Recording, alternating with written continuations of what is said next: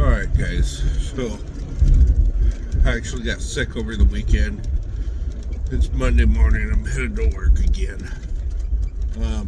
So I'm gonna be blowing my nose a lot and probably sneezing a lot and all kinds of other shit. Anyway, so I'm gonna do this one about my experiences at Spadra Cemetery in Pomona and Agua Mansa Cemetery in the Colton area. So I might break this up into two videos depending on how long this video goes, but I don't think it'll go too long doing both in one. So Spadra Cemetery, as some of you might know,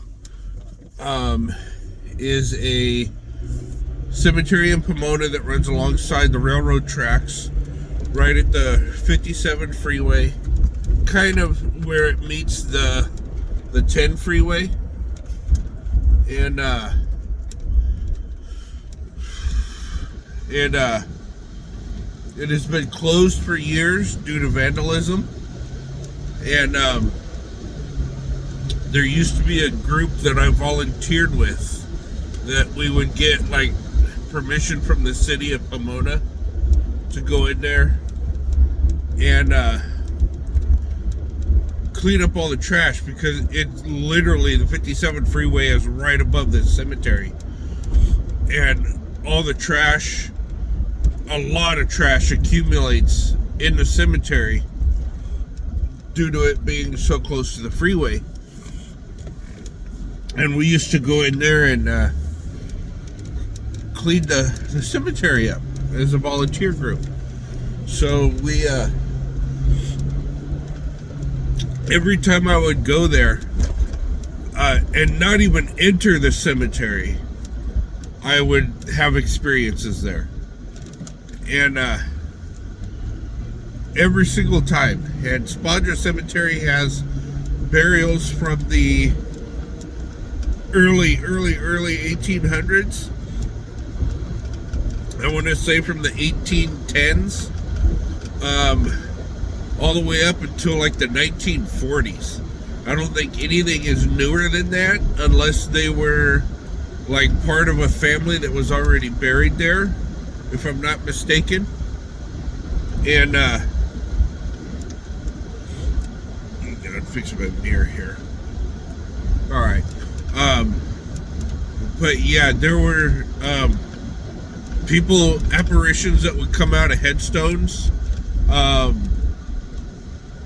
apparitions that would walk through trees, apparitions that would manifest right out of a tree. Like, you'd literally be looking at one of the like willow trees that was there, and you would literally see it come right out of just like a black mass or a white mass come right out of the tree. There were apparitions of little kids. You'd hear little kids laughing.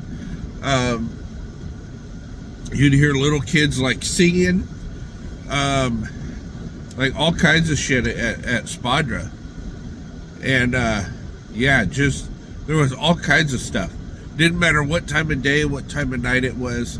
There was always all kinds of activity at Spadra Cemetery, and there was no shortness of that.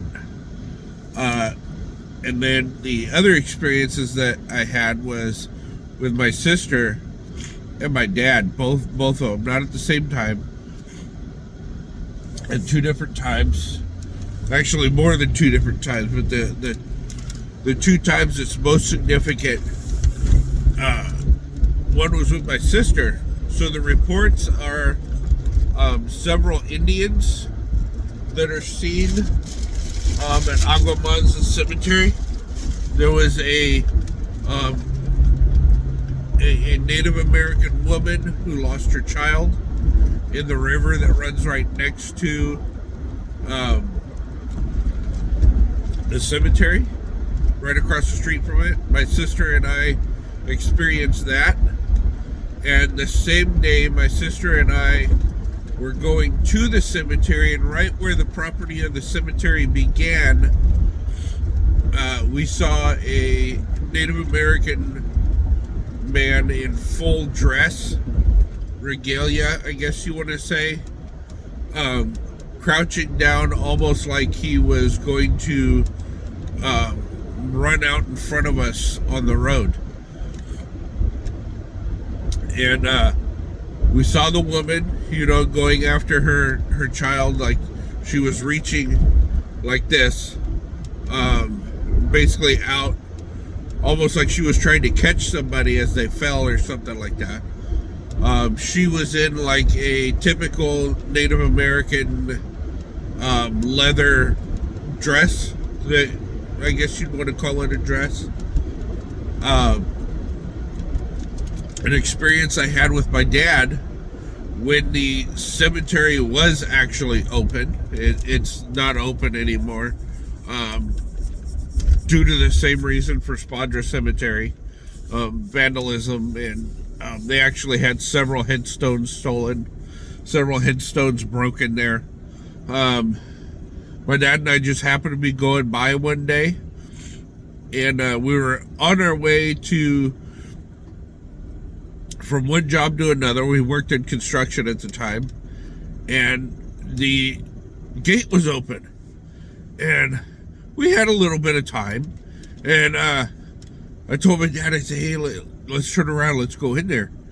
And my dad, kind of gave me shit. And I was like, no, come on. Like, you don't understand how significant this is. We need to go in there. And so we turned around, went in there, and they were doing like a family was in there at the time. And they were going to see one of their other family members in there. And I got to talking with the lady from the historical society, because she had a key to get in, and she was telling us that only people that have family here are allowed to come in here. And I told her, I said, yeah, I'm part of the group that does the cleanup at Spadra Cemetery. We'd like to do that here. Come in, cut the grass, cut the weeds down, cut the brush back, all that stuff, clean it up. And we're getting that all set up with her. She gave me her phone number, her email address, and stuff like that. And so my dad and I, I asked her, I said, you mind if we just walk around? We just want to walk around and just take a look. And she said, yeah, sure. She goes, no problem. She goes, since you're part of the Spadra group, she goes, I know you're not going to do anything with anything here. And as we were walking around, there was all kinds of activity there, but it was like Native American peoples. And most of the burials there, I would say about 95% of the burials at Agua Mansa were Native American and like settlers from the Native American era. And there was a lot of Native American people there, buried there. The one that was of significance to me was a Native American gentleman that basically walked out of his headstone, and he had his whole entire, obviously he was a chief, but he had his whole entire regalia on, and he had bullet holes that were bleeding, and he was scalped. And that was just, that's never an image I'm gonna forget seeing, and just it gives me goosebumps and chills to even bring it up right now. But yeah, that will never be an image that I'm gonna forget anytime soon. and he had a look on his face like he was pleading for help. You know, like he was actually hurting and pleading for help just with his face. You know, he wasn't saying anything or talking. But yeah, no, I'm going to have visions of that for a week. Anyway, yeah, that was the significant encounter that I had at Spadra Cemetery and Agua Mansa Cemetery in Colton. And of course, I will put down GPS so you guys can check that out.